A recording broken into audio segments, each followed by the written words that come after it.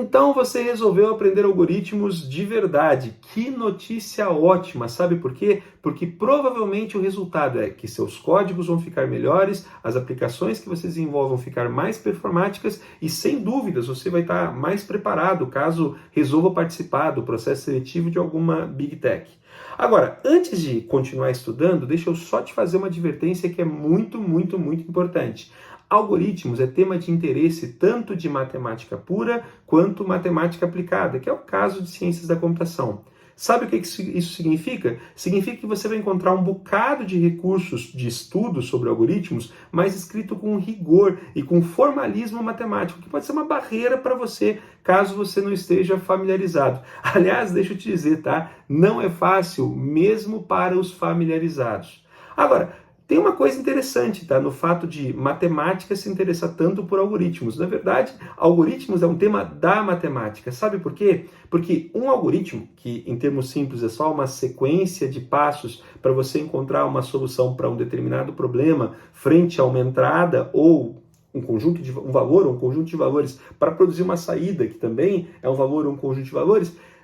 Essa ideia de escrever um algoritmo é o interesse da matemática e a matemática vem respondendo há tempos dois aspectos importantes relacionados a algoritmos. O primeiro é eficiência, complexidade. Quanto tempo um algoritmo precisa para, frente a um problema, frente a uma entrada, produzir uma saída, produzir uma resposta, um valor ou um conjunto de valores como resultado. O tempo necessário é algo importante. Por quê? Porque isso vai nos ajudar, inclusive, a determinar como que nós podemos fazer implementações que sejam realmente eficazes de algoritmos que sejam realmente interessantes, aplicáveis a computadores. Spoiler, tá? Existem alguns problemas que são impossíveis de resolver, mesmo para as máquinas mais potentes. A outra coisa também importante que a matemática nos ajuda a resolver é quanto espaço, quanta memória um algoritmo pode demandar. Para poder responder tanto questões relacionadas com tempo de execução quanto memória, espaço necessário, a matemática faz uso de funções, sempre elas, tá? Então, quando você vê um matemático falando sobre algoritmos, geralmente ele tenta estabelecer tanto uma função para poder determinar quanto tempo um algoritmo precisa para poder funcionar, ou seja, na prática, quantos passos computacionais são necessários para poder produzir uma determinada resposta e também uma função matemática para determinar quanto espaço um algoritmo vai demandar. Importante determinar que essa ênfase na quantidade de passos ela é bem interessante porque ela acaba tirando de cena o poder computacional das máquinas, ou seja, a análise de algoritmos que a matemática propõe não vai falar sobre quantos milissegundos determinado código vai precisar para poder completar, mas sim quantas etapas, quantos passos computacionais vão ser necessários. Isso é bem importante mesmo, tá? Agora, para poder estabelecer quanto tempo e quanto espaço, a matemática vai determinar funções. E aí ela vai recorrer a polinômios, funções logarítmicas, funções exponenciais, para poder dar uma ideia de ordem, de grandeza, de crescimento para determinadas entradas. Geralmente se entende que quanto maiores forem as entradas, quanto maior for a instância do problema, pelo menos em teoria, ou com alguma lógica, maior vai ser o tempo necessário, o espaço necessário para poder produzir uma resposta. Isso não é necessariamente verdade, mas é uma boa suposição, é um bom ponto de partida, tá? Agora, como é que, enfim, tudo isso funciona? Por exemplo, a matemática tem um conjunto de funções que são as ditas funções polinomiais. O que é um polinômio? Um polinômio nada mais é do que uma sequência de somas e subtrações de monômios.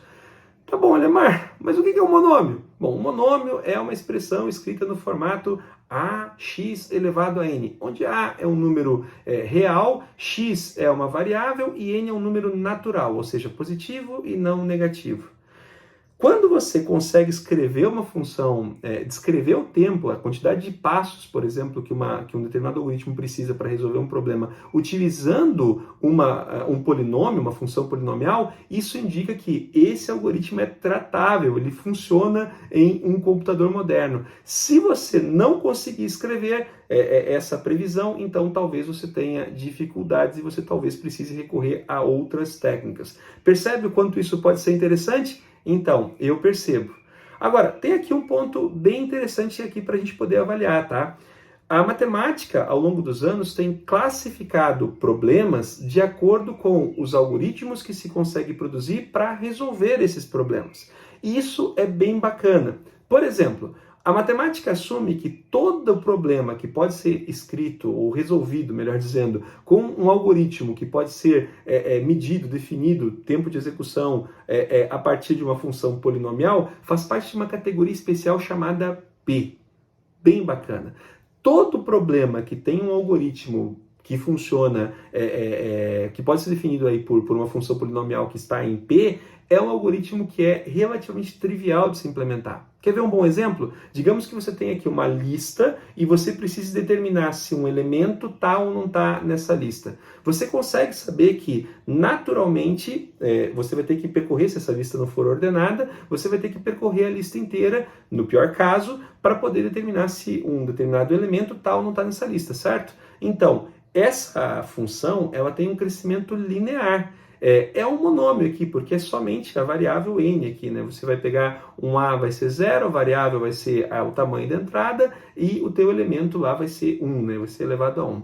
Maravilha. Agora, se por acaso a lista estiver ordenada, você tem uma outra alternativa. Você sabe que para uma lista ordenada, você pode utilizar uma busca binária, que é um outro tipo de algoritmo. Essa busca binária vai poder ser expresso, o tempo de execução dela, com uma função logarítmica. Você vai poder dizer que você vai conseguir determinar se um elemento está na lista ou não através de log de n. Olha que bacana, que coisa interessante também.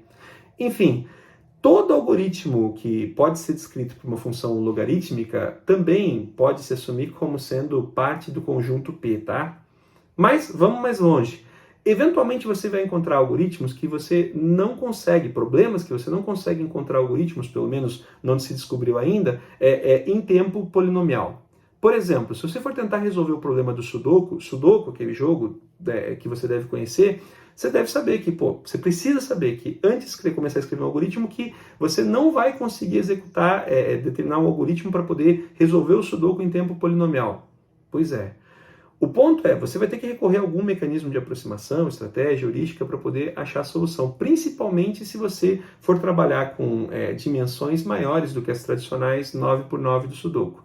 Agora, um ponto interessante é que, mesmo o Sudoku não permitindo que você encontre uma solução, não existe um algoritmo conhecido para resolver Sudoku em tempo polinomial, você pode determinar se uma determinada solução está correta ou não, com um algoritmo em tempo polinomial, ou seja, se alguém te entregar um quadro Sudoku preenchido, é relativamente fácil você escrever um algoritmo para validar se aquela solução está certa, válida ou não.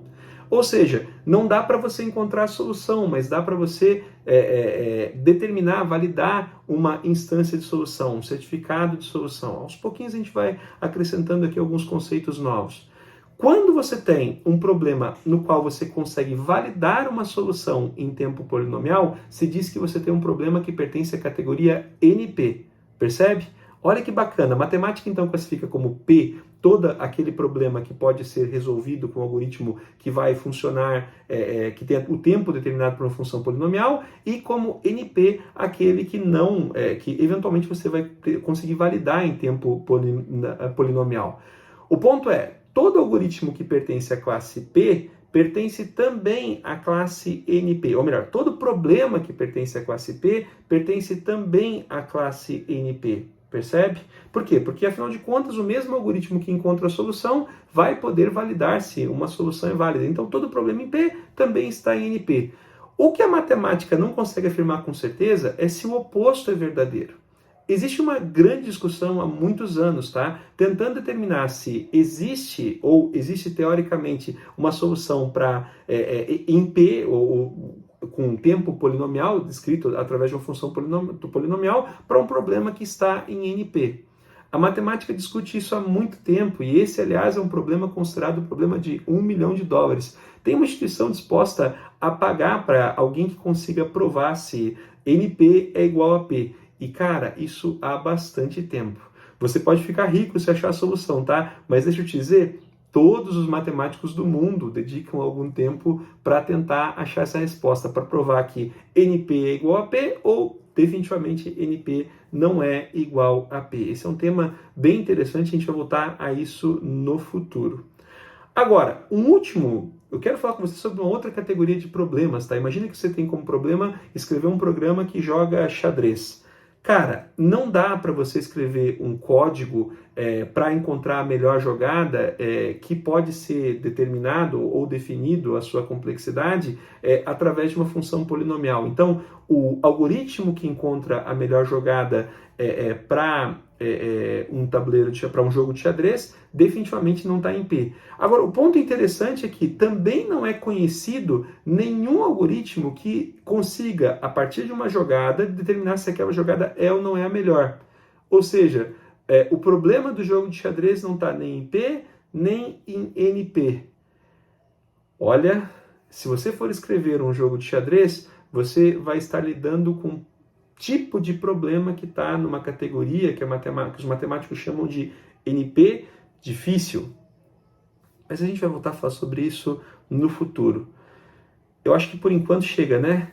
Acho que nós tivemos algumas boas ideias com relação a por que algoritmos é importante, por que isso pode te ajudar a escrever bom código, porque afinal de contas, olha só, se você conhecer a natureza do problema que você está resolvendo, você consequentemente vai conseguir terminar em que categoria ele está e também que tipo de estratégia você vai ter que adotar para poder escrever o algoritmo certo.